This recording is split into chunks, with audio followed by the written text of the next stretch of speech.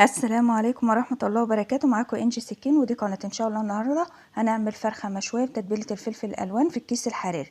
معايا حوالي كوباية من الفلفل الاخضر والالوان، وبصلة متوسطة، ومعلقة كبيرة من الثوم. فرمتهم هنا فرم خشن. بعد كده بضيف لهم خل وزيت وزبادي وعصير طماطم متسبكة وكاتشب وكركم وتوابل فراخ وقرفة بودر وجنزبيل بودر وملح وفلفل اسود.